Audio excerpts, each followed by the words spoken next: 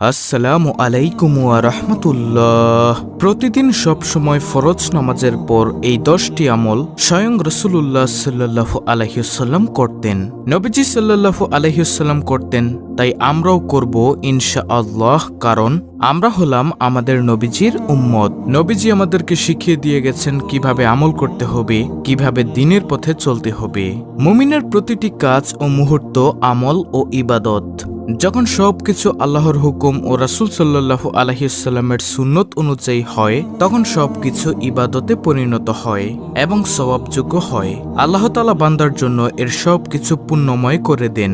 তো অন্য সবকিছুর মতো প্রত্যেক নামাজের পর কিছু আমল আছে, আমলগুলো করলে বান্দার জীবন সুন্দর, বরকতময় ও সুশৃঙ্খল হয়। আল্লাহর রাসূল সাল্লাল্লাহু আলাইহি ওয়াসাল্লাম বলেন, প্রত্যেক ফরজ নামাজের শেষে কিছু দোয়া আছে, যে ব্যক্তি এগুলো পড়ে বা কাজে লাগায় সে কখনো ক্ষতিগ্রস্ত হয় না। সহিহ মুসলিম শরীফের হাদিস নম্বর 1237। ফরজ সালাতের পর রাসূল সাল্লাল্লাহু আলাইহি ওয়াসাল্লাম বিভিন্ন দোয়া ও আমল করতেন। সাহাবায়ে কেরামকেও তা করতে উদ্বুদ্ধ করতেন। বিশুদ্ধভাবে বর্ণিত ফরজ নামাজের পর করা যায় এমন 10টি আমল নিয়ে আজকের আলোচনা হবে ইনশাআল্লাহ। দর্শক, ফরজ নামাজের পর রাসূলুল্লাহ সাল্লাল্লাহু আলাইহি ওয়াসাল্লাম করতেন এমন 10টি আমলের মধ্য থেকে নম্বর 1, সালাম ফিরানোর পর কিছুটা সশব্দে একবার আল্লাহু আকবার বলা। আল্লাহু আকবার শব্দের অর্থ হল আল্লাহ মহান, আল্লাহ সর্বশ্রেষ্ঠ। আব্দুল্লাহ ইবনে আব্বাস রাদিয়াল্লাহু তাআলা আনহু থেকে বর্ণিত, তিনি বলেন, আমি তাকবীর আল্লাহু আকবার দ্বারা রাসূলুল্লাহ সাল্লাল্লাহু আলাইহি ওয়াসাল্লামের নামাজের সমাপ্তি সম্পর্কে অবহিত হতাম। বুখারী ও মুসলিম শরীফের হাদিস। সুপ্রিয় দর্শক, তাহলে আমরা এই অত্র হাদিস দ্বারা বুঝতে পারলাম নবীজি সাল্লাল্লাহু আলাইহি ওয়াসাল্লাম প্রত্যেক ফরজ নামাজের সালাম ফিরিয়ে একবার আল্লাহু আকবার বলতেন। তাই আমরাও প্রত্যেক ফরজ নামাজের সালাম ফিরিয়ে একবার সশব্দে বলবো আল্লাহু আকবার। তাহলে 10টি আমলের মধ্য থেকে গেল প্রথম নম্বর আমল। তারপরে দ্বিতীয় নম্বর আমলটি হলো প্রত্যেক ফরজ নামাজের পর 3 বার ইস্তেগফার অর্থাৎ আস্তাগফিরুল্লাহ পাঠ করা। হযরত সাওবান রাদিয়াল্লাহু তাআলা আনহু থেকে বর্ণিত, তিনি বলেন, রাসূলুল্লাহ সাল্লাল্লাহু আলাইহি ওয়াসাল্লাম যখন তার সালাত শেষ করতেন 3 বার ইস্তেগফার করতেন অর্থাৎ আস্তাগফিরুল্লাহ পাঠ করতেন। মুসলিম শরীফের হাদিস নম্বর 1362। তাহলে আমরা এই অত্র হাদিস দ্বারা বুঝতে পারলাম প্রত্যেক ফরজ নামাজের সালাম ফিরিয়ে দ্বিতীয় নম্বর আমলটি হলো আস্তাগফিরুল্লাহ 3 বার পাঠ করা। তাহলে গেল দ্বিতীয় নম্বর আমল, আস্তাগফিরুল্লাহ 3 বার পাঠ করা। 10টি আমলের মধ্য থেকে তৃতীয় নম্বর আমলটি হলো প্রত্যেক ফরজ নামাজের পর একবার বলা আল্লাহুম্মা আনতাস সালাম ওয়া মিনকাস সালাম তাবারাকতা ইয়া যাল জালালি ওয়াল ইকরাম। প্রিয় দর্শক, আমি আবারও বলছি দোয়াটি, আল্লাহুম্মা আনতাস সালাম ওয়া মিনকাস সালাম তাবারাকতা ইয়া যাল জালালি ওয়াল ইকরাম। অর্থ, হে আল্লাহ, তুমি শান্তিদাতা এবং তোমার পক্ষ থেকে শান্তি আসে, তুমি বরকতময়, হে মহৎ ও সম্মানের অধিকারী। সাওবান রাদিয়াল্লাহু তাআলা আনহু থেকে বর্ণিত, রাসূলুল্লাহ সাল্লাল্লাহু আলাইহি ওয়াসাল্লাম যখন তার সালাত শেষ করতেন তখন তিনি এই দোয়াটি পড়তেন। মুসলিম শরীফের হাদিস নম্বর 1362। তাহলে 10টি আমলের মধ্য থেকে গেল তৃতীয় নম্বর আমল, প্রত্যেক ফরজ নামাজের সালাম ফিরিয়ে একবার এই দোয়াটি পড়া আল্লাহুম্মা আনতাস সালাম ওয়া মিনকাস সালাম তাবারাকতা ইয়া যাল জালালি ওয়াল ইকরাম। তারপরে চতুর্থ নম্বর আমলটি হলো প্রত্যেক ফরজ নামাজের পর একবার বলা আল্লাহুম্মা আইন্নি আলা যিকরিকা ওয়া শুকরিকা ওয়া হুসনি ইবাদাতিক। অর্থাৎ, হে আল্লাহ, তোমার জিকির করার, তোমার কৃতজ্ঞতা প্রকাশ করার এবং উত্তম রূপে তোমার ইবাদত করার ব্যাপারে আমাকে সাহায্য করো। আবু দাউদ শরীফের হাদিস নম্বর 1524। তাহলে চতুর্থ নম্বর আমলটি হলো আল্লাহুম্মা আইন্নি আলা যিকরিকা ওয়া শুকরিকা ওয়া হুসনি ইবাদাতিক, এই দোয়াটি পাঠ করা।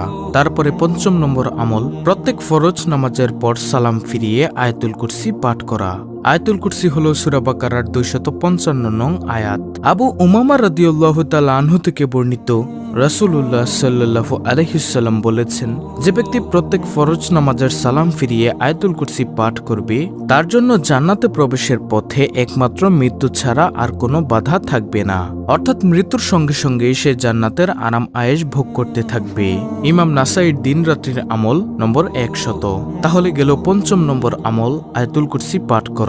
তারপরে ষষ্ঠ নম্বর আমলটি হলো প্রত্যেক ফরজ নামাজের পরে একবার বলা লা ইলাহা ইল্লাল্লাহু ওয়াহদাহু লা শারিকা লাহু লাহুল মুলকু ওয়া লাহুল হামদু ওয়া হুয়া আলা কুল্লি শাইইন কাদির।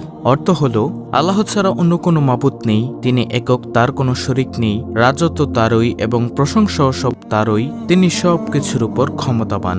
মুগিরা ইবনু শুবা রাদিয়াল্লাহু তাআলা আনহু মুয়াবিয়া রাদিয়াল্লাহু তাআলা আনহুকে লিখে পাঠান যে রাসূলুল্লাহ সাল্লাল্লাহু আলাইহি ওয়াসাল্লাম সালাত শেষে সালাম ফিরিয়ে এই দোয়াটি পাঠ করতেন। বুখারী শরীফের হাদিস, হাদিস নম্বর 844। তাহলে ষষ্ঠ নম্বর আমলে আমরা এই দোয়াটি পেলাম, উপরোক্ত দোয়াটি লা ইলাহা ইল্লাল্লাহু ওয়াহদাহু লা শারিকা লাহু লাহুল মুলকু ওয়া লাহুল হামদু ওয়া হুয়া আলা কুল্লি শাইইন কাদির। এই দোয়াটি। সপ্তম নম্বর আমলটি হচ্ছে প্রত্যেক ফরজ নামাজের পর 3 তাসবির আমল করা।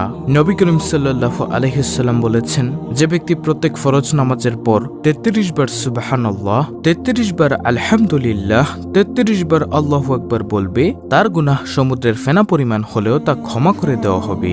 মুসলিম শরীফের হাদিস, হাদিস নম্বর 1380। তাহলে সপ্তম নম্বর আমল হলো ফরজ নামাজের পর 33 বার সুবহানাল্লাহ, 33 বার আলহামদুলিল্লাহ, 33 বার আল্লাহু আকবার বলা।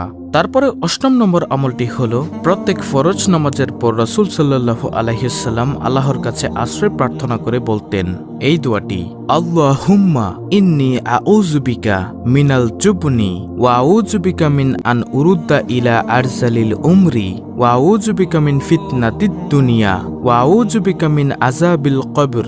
অত্যন্ত গুরুত্বপূর্ণ একটি দোয়া, আপনারা শিখে নেবেন। রাসূল সাল্লাল্লাহু আলাইহি ওয়াসাল্লাম আল্লাহর কাছে আশ্রয় প্রার্থনা করে এই দোয়াটি বলতেন। এই দোয়াটির অর্থ হলো, হে আল্লাহ, আমি ভীরুতা, অতি বার্ধক্য, দুনিয়ার ফিতনা ও কবরের আযাব থেকে আপনার নিকট পানাহ চাই।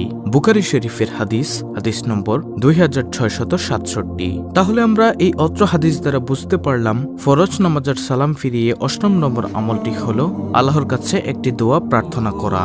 সেই দোয়াটি আমি আবারও বলছি, আল্লাহুম্মা ইন্নী আউযু বিকা মিনাল জুবনি ওয়া আউযু বিকা মিন আন উরুদ্দা ইলা আরজালিল উমরি ওয়া আউযু বিকা মিন ফিতনাতিদ দুনিয়া ওয়া আউযু বিকা মিন আযাবিল কবর। তারপরে নবম নম্বর আমলটি হলো ফজরের নামাজের পর 100 বার সুবহানাল্লাহ ও 100 বার লা ইলাহা ইল্লাল্লাহ বলা। রাসূল সাল্লাল্লাহু আলাইহি ওয়াসাল্লাম বলেছেন, যে ব্যক্তি ফজর নামাজের পর 100 বার সুবহানাল্লাহ ও 100 বার লা ইলাহা ইল্লাল্লাহ পড়বে, তার পেছনের সব গুনাহ মাফ করে দেওয়া হবে, যদিও তা সমুদ্রের ফেনা পরিমাণও হয়। ইমাম নাসাইর দিন রাত্রির আমল নম্বর 140। তাহলে অত্র হাদিস দ্বারা আমরা বুঝতে পারলাম প্রত্যেক ফজরের নামাজের পর 100 বার সুবহানাল্লাহ ও 100 বার লা ইলাহা ইল্লাল্লাহ পাঠ করা। তারপরে সর্বশেষ দশম নম্বর আমলটি হলো প্রত্যেক ফরজ নামাজের পর 3 বার পাঠ করা এই দোয়াটি হলো, আল্লাহুম্মা ইন্নী আউযু বিকা মিনাল কুফরি ওয়াল ফাকরি ওয়া আউযু বিকা মিন আযাবিল কবর লা ইলাহা ইল্লা আনতা। দোয়াটির অর্থ হলো, হে আল্লাহ, আমি তোমার কাছে আশ্রয় প্রার্থনা করছি কুফরি ও দারিদ্র্য থেকে এবং আশ্রয় প্রার্থনা করছি কবরের আযাব থেকে, তুমি ছাড়া ইবাদতের যোগ্য কোনো ইলাহ নেই। নাসাই শরীফের হাদিস, হাদিস নম্বর 1347। দর্শক, দোয়াটি আমি আবার বলছি। দোয়াটি হলো, আল্লাহুম্মা ইন্নী আউযু বিকা মিনাল কুফরি ওয়াল ফাকরি ওয়া আউযু বিকা মিন আযাবিল কবর লা ইলাহা ইল্লা আনতা। এই হলো মোট 10টি আমল যেগুলো রাসূল সাল্লাল্লাহু আলাইহি ওয়াসাল্লাম ফরজ নামাজের পর করতেন। অত্যন্ত গুরুত্বপূর্ণ একটি ভিডিওটি ভালো লাগলে অবশ্যই চ্যানেলটিকে সাবস্ক্রাইব করে পাশে থাকা বেল বাটন অল বাজিয়ে দিবেন। ভিডিওটিতে একটি লাইক দিবেন এবং কমেন্টে আমিন লিখবেন এবং অন্য মুসলিম ভাই বোনদের কাছে ভিডিওটি শেয়ার করে দিবেন, যেন তারাও দেখে শিখে আমলগুলো করতে পারে। আল্লাহ রাব্বুল আলামিন আমাদের সকলকে নবী সাল্লাল্লাহু আলাইহি ওয়াসাল্লামের সুন্নত এর উপর অবিচল থাকার তৌফিক দান করুন। আমিন।